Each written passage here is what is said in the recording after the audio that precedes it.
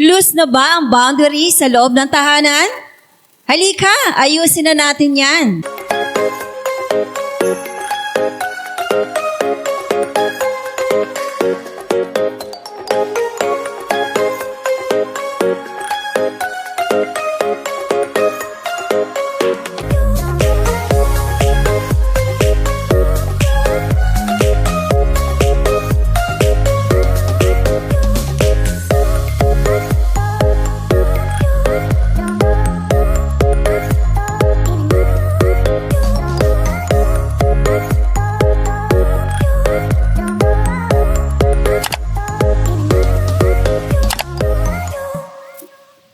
Good morning once again and welcome to Usapang Kristiyanong Tahanan. Ayan, magandang umaga po sa inyong lahat and happy Sabbath po. Yes, maligayang araw ng Sabat sa muli naming pagbabalik sa programang ito. Yes, isang malamig na araw ng Sabado po sa aming lahat at sa aming pong mga taga-subaybay sa aming Facebook at YouTube. Good morning and happy Sabbath everyone. Nagtutumulin ang 2024. Yes, no? ang bilis. Maya-maya, tapos na uli ang taon. Ako, alamin natin at pag-usapan sa araw na ito ang ating mga boundary. Kayo po ba ay nakaranas na nalulos na, nawawala na ang boundary kahit sa loob ng tahanan? Paano ba nangyayari to? Ano pa ang sign na wala na yung boundary sa loob ng tahanan? Ayan, malalaman natin sa ating mga pag-uusapan ngayong umaga kung may boundary pa ba tayo o nawawala na ang Oo ating mga nga. boundaries. Sa palagay mo, Mami Tet, ano bang kahalagahan ng boundary? Bakit kailangan meron ito? Sa akin pong perspective, may mga times kasi na gusto mo, ikaw lang muna sa sarili mo. Or gusto mong mapag-isa, gusto mong walang kausap, Oo. Hindi all the time. Gusto mo laging may kasama. Gusto mo laging may kakabit. Gusto mo mag-set ng boundary na ikaw lamang sa sarili mo. Tayo mga Filipino, sanay tayo na fuse ang relationship. Ano? Yes. Kampi-kampi to the max. Ayan. Kapag kaaway mo, Kaaway din ng iba. Ayun. Kaaway magkapamilya ng lahat. tayo eh. Oo. Sama-sama. Diba? Oo. O kahit sa magkakaibigan, bestie tayo, kaaway mo. Sige. Kaaway ko rin. Ayan. So ayusin po natin yan at aalamin natin kung paano magkaroon ng isang klarong pagsiset ng boundary sa loob syempre ng ating tahanan. Yes, kaya naman atin itong mga tips na ating ibibigay ngayong umaga. Ang una po ay self-awareness. So understand your needs, values, and limits to define what boundaries are important to you. Oo nga naman. Ay kahirap naman kung hindi mo alam paano Oo nga. isiset mo ng boundary. So alamin mo muna kung ano yung iyong needs. Ano pa pangailangan ko? O kagaya nung sinabi mo kanina, kailangan mo minsan na makapag-isa. O di ba? Meron tayong mga times na parang nakaka-distract naman kahit na ba magkapatid tayo, kahit na ba magulang ko yan. Eh minsan gusto mo, nag-iisip ka mag-isa. Para kasing may mas magagawa ka at may isip kang tama pag nabigyan mo muna yung sarili mong mag-isip mag-isa. Aside from that, mahalaga yung self-awareness para alam din ng miyembro ng pamilya, ano ba yung gusto mo? Nga naman, pag di mo alam personally, paano nga naman malalaman ng miyembro ng pamilya? Ay yes, na hindi nila alam ano ba yung kailangan mo ngayong araw na ito, ngayong panahon na ito. Gusto mo bang mag-isa? Hindi ka naman nagsasabi. O, diba? So, self-awareness po ay napakahalaga. Ang sunod natin, Ayan. Pangalawa po ay communication, no? Ayun. Ngayon, aware ka na sa iyo, Yes. Next naman is you have to communicate, no? You have to clearly express your boundaries to others, which is your family. Using assertive and respectful language. Ayun. ayan, okay, yung pagiging assertive. Huy, magkapamilya tayo, bakit Yeah. ayaw mo na ngayon? O Oo paano ka nga. magiging assertive? So kailangan mas na-explain, parang feeling ko mas gusto kong mag-isa ngayon. Pwedeng wag niyo muna akong isturbuhin. Ayan, pag nagpupumilit, ipaliwanag mo. Ipaliwanag ng respectful way. Yes. Huwag mo namang sisigawan yung kapatid mo or yung Oo, kasi nga minsan yung naging dating, kasi mainit yung ulo mo, nakakasigaw ka, tapos lalo na pag yung nasisigawan mo yung mas bata, Yes. maliit. So, hindi naman naging magandang dating sa kanya. Kaya mas magandang ipaliwanag mo bakit kailangan mo ng boundary ngayon. Yes. Say for example, sa iyong gamit bilang ate, bilang bunso, gusto mo, ikaw lang yung nakikialam doon sa gamit, personal mong gamit. Ako bilang magulang, hindi porket nanay ako, Basta mo din. Karapatan na. Oh, yes, Oo. hindi Oo. din. Lagyan ko din ang limitasyon. Kasi, syempre, gamit mo yan. No, di ba? Naranasan nyo ba na kayo ay naglilinis ng tahanan, merong membro ng pamilya na ayaw na pakikialaman yung table Ay, niya kasi the more na hindi niya maintindihan kung saan kukunin. Oo, may ganon. May taong ganon. Yeah. Tapos yung halimbawa, ikaw nakikita mo yung room niya, napakakalat. Sabihin mo, ay, ang kalat ng room mo. Sabihin, hindi po organize yan. Oo. Ayan, May diba? mga tao kasi na nagpa-function sila kahit magulo, no? Oo. Tapos alam nila kung saan nila nilagay yung Oo. gamit. Oo. At once na ginalaw mo yun, ako nagagamit. Kurete na sila. Ba't mo inayos? Oo. So, paano i-apply yung communication? Abay, tatanungin kita, anak, parang napakagulo naman ng kwarto mo, ng table mo. Okay lang ba? Okay lang ba na ayusin ko? Pag sinabi niyang, huwag na po, mami, ako na po ang hayaan mo bahala na. dyan. Ay, Oo. hayaan mo na. Oo. Kasi mas alam niya kasi yun. Kahit daw kasi yan sa pinakailalim, ang kanyang hahanapin, alam niya na naandun yun. Oo. Kaya sa kanila kasi art daw yun. Yun. No, sa part natin na tayo ay gusto nating organize, Oo. parang ang init sa mata, medyo irritating. Yeah. Kaya lamang, kailangan natin magkaroon ng boundary. Irespeto yung irespeto natin. No? Kasi may nabasa akong article tungkol sa ganung sa messy room. Kung bakit may mga taong ganon, sabi po nila, yun yung personality nila at parang madali daw yung mag-work yung kanilang Oo, meron ganun. mind, yung kanilang isip, yung kanilang brain. Ngayon, pag inayos mo yan, ano na sila? Windang na. Oo, yung may wait lang uncomfortable sila. na sila. Ayan. Nadi-disorganize siguro ang pakiramdam. So, kailangan talaga respeto. no? Yes. Alamin, kailangan din na malaman natin. No? Correct. So, ibig sabihin, it's not about also self-awareness, but also asking. Tanungin mo din yung Oo. member ng Kung family. hindi naman niya maipaliwanag, tayo naman ang magtanong, bakit? Para maintindihan natin sila. Bakit sila ganon? Totoo yan. Ayan. At sunod syempre dyan, ay be consistent naman. Kung nag-set ka ng boundary tungkol sa ganitong bagay, be consistent. Hindi naman pabago-bago Oo. na hindi na maintindihan ng miyembro ng pamilya. Ano ba talaga? Kailan ka ba talaga pwedeng mag-yes? Kailan ka ba pwedeng mag-no? Oo. Kahit po sa mga personal na mga decisions sa buhay, kaya marami tayo na stress. Kasi meron tayong mga instance na hindi tayo marunong mag-say no. Ayun. Diba? Doon matatakel natin yan, ano? At yun na, I think yung kasunod, ano? Halimbawa, ayaw mo talagang pumunta sa party, pero nahihiya ka magsabi, nahihiya Oo. ka, hindi mo tanggapin, hindi mo Yung pahindian. invitation. Yung invitation. Alam mo, nangyayari sa atin yan. yung ayaw ng kalooban mo, yung hindi bukal sa loob mong pumunta doon sa invitation, pero nahiya ka. So, yung Sabi yes ka na na lang. lang ng yes. Pero ang totoo, ayaw mo. Yes. So, be consistent para alam din nila na, ay, hindi talaga ito pwede sa kanya. So, connected siya, no? Yung kasunod natin na say no, ano?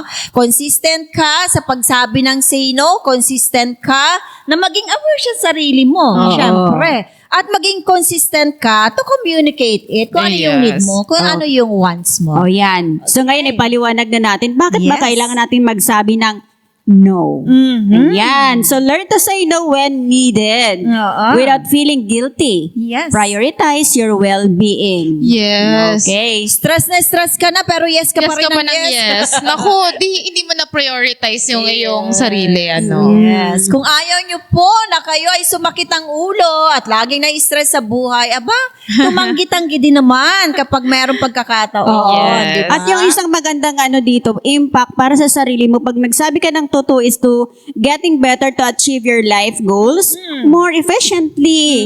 You start seeing the real you. Yes. Yan. Pagpapakita ng Totoong ikaw. totoong ikaw, unang-una, sa sarili mo at doon sa kapwa mo o sa kapamilya mo higit sa lahat. Yes. Sila yung mga unang taong makakilala talaga sa'yo no? Nalala ko nung una-una, syempre as mother, busy tayo buong isang linggo, trabaho, and then yung weekend na lang yung time mo para maglaba, maglinis, Oo. At Wala pa dun yung pahinga mo.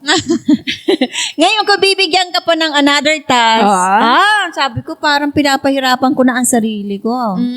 So, learn to say no. At kailan ko din lang natutunan yan. Ganun po. Diba? Yes. So, kaya gusto ko pong i-share itong sinabi po ni Anna Taylor. Sabi niya, love yourself enough to set boundaries. You teach people how to trust you by deciding what you will and won't accept. That is Yes. Yan. So, clear. Kung no, no. No. Kung Tapos, yes, sige, pwede. Okay, Hindi go. pwedeng no ngayon, sa isang araw, nakikita kang ginagawa mo na, Tapos aba. yes naman, no? Wag naman. Malilito din ng ano.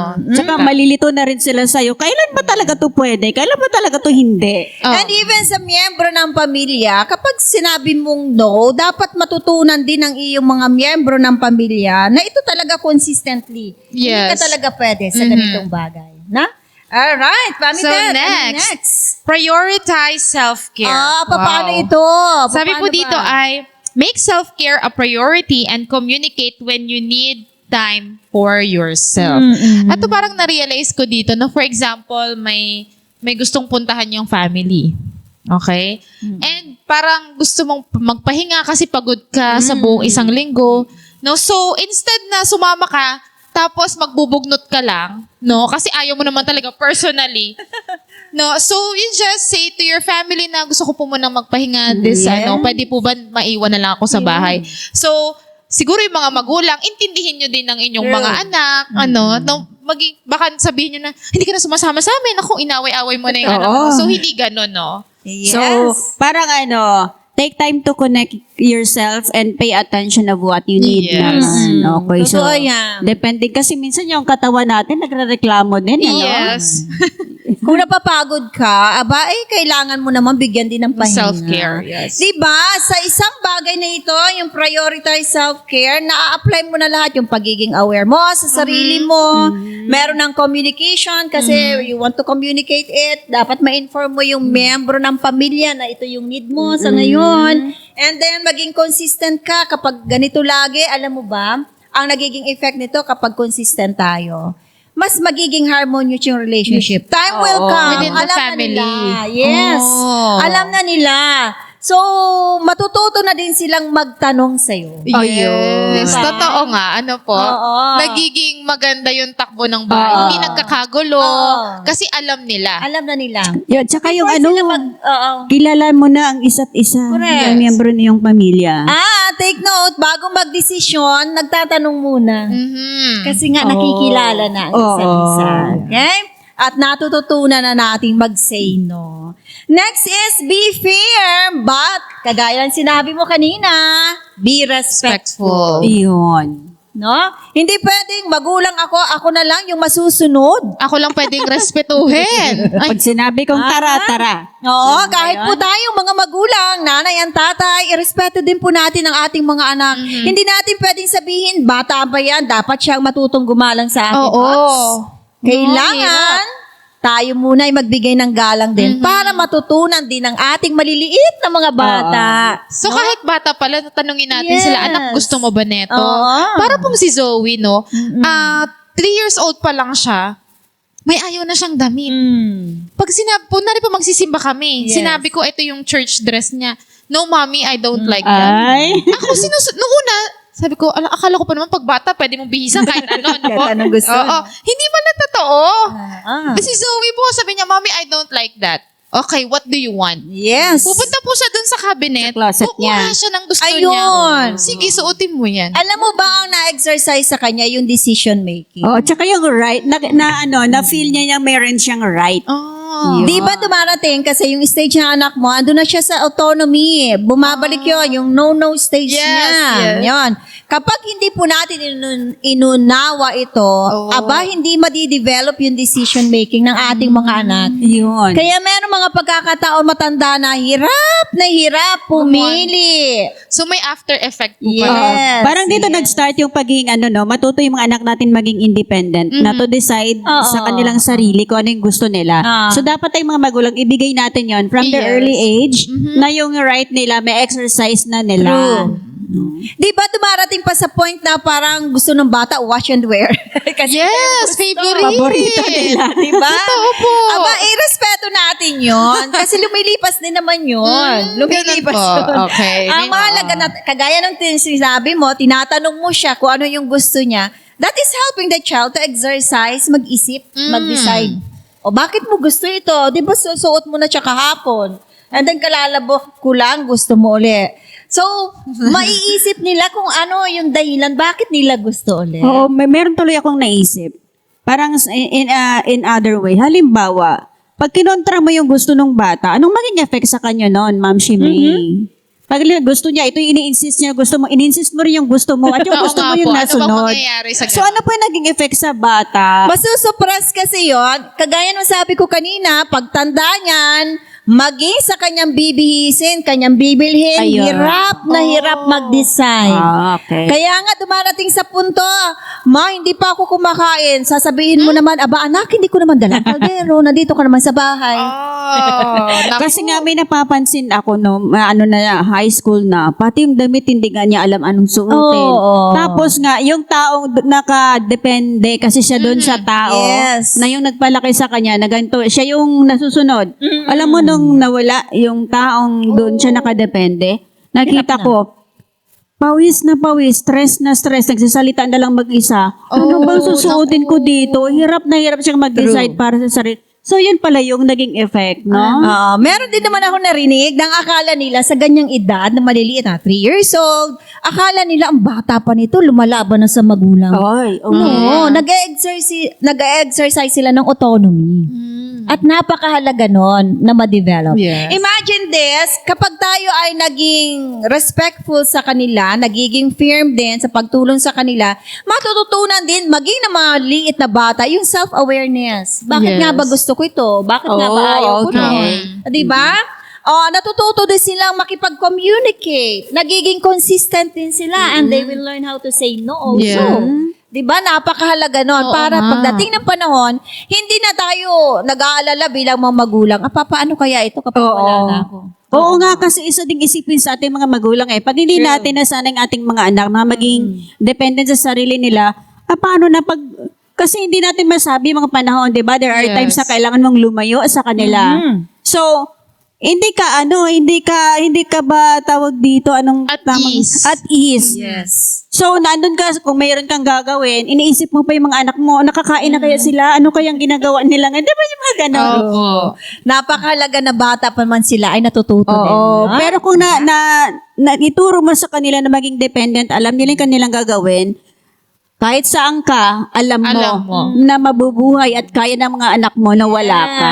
Yes. At that very young age, pwede po natin turuan ang ating mga anak na mag-set ng boundaries. Yes. Para sa ikatututo nila. Mami B? Yes, ano pa bang sunod? idadagdag natin ng recognized manipulation. Ayan ako.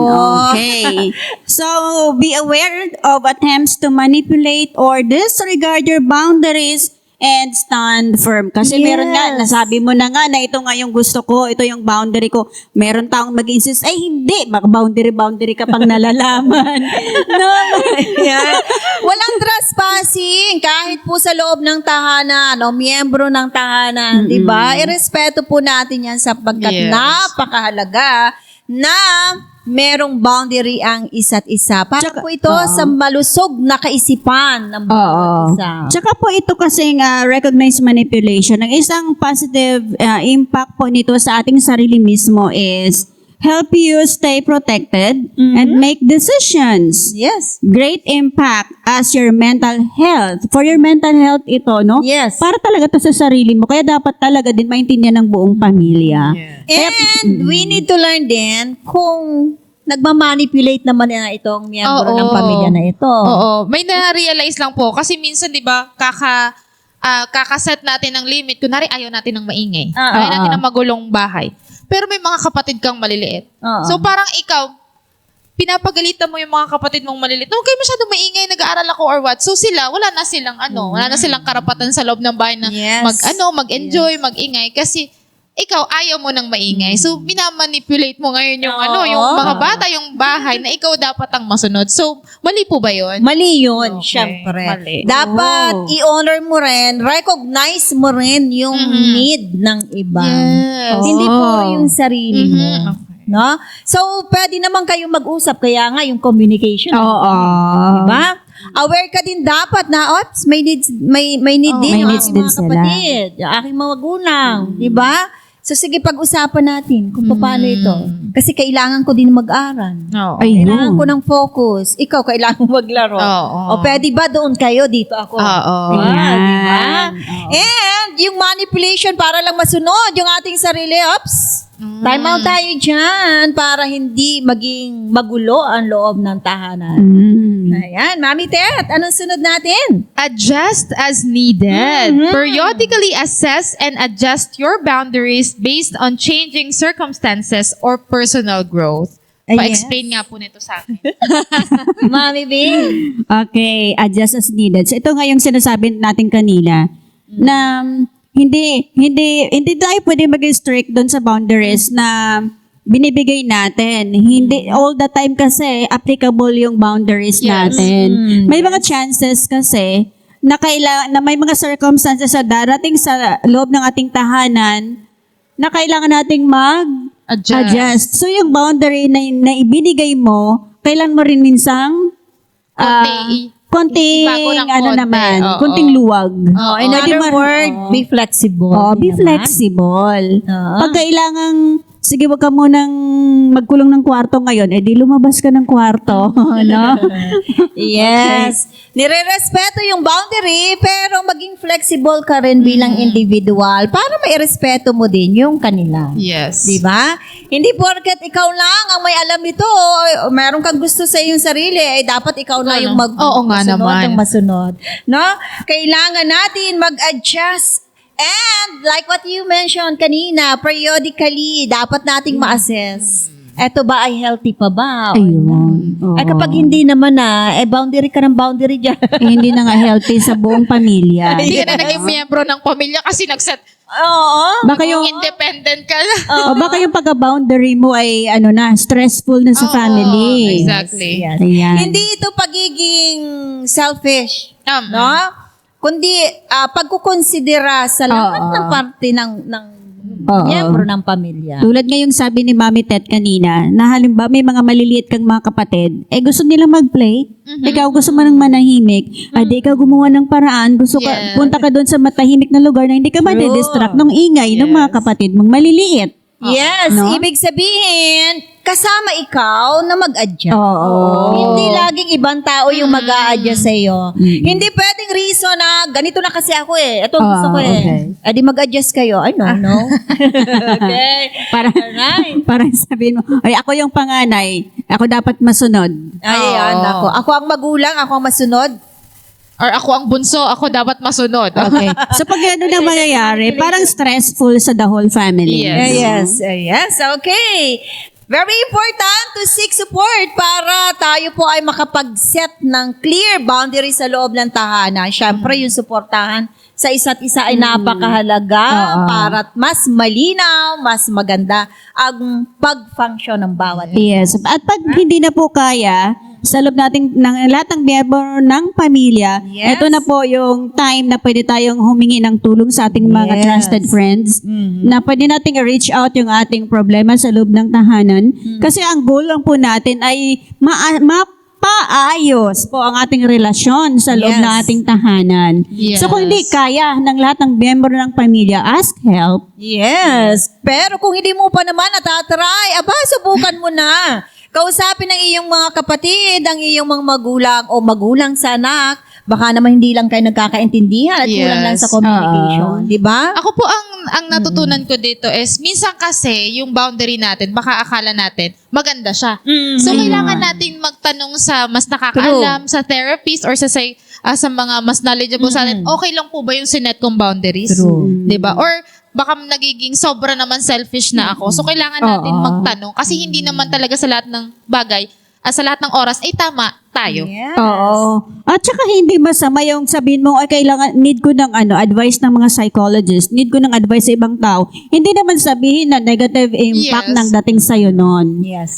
Actually, lahat tayo kailangan natin yun. Yes, Totoo yan. Oo. Totoo yan. Guidance. Okay, and learn to delegate. Ano bang i-delegate natin? Sabi nga, understand that it's okay to delegate tasks and responsibilities to avoid overwhelming yourself. Parang nababagay ito sa mga magulang. Oo, sa nanay lalo. Ano ba, parang pwede ko, Ay, kasi naman, Para sa may akin ano kasi tayo, ay ano ko, napakabagal, pag iutos ko pa sa kanya, nagmamadali. Ako na lang. Kaya nga. At the end, tayong pagod. totoo po Tapos, yan. pag napagod ka, nagagalit ka na. Ayan.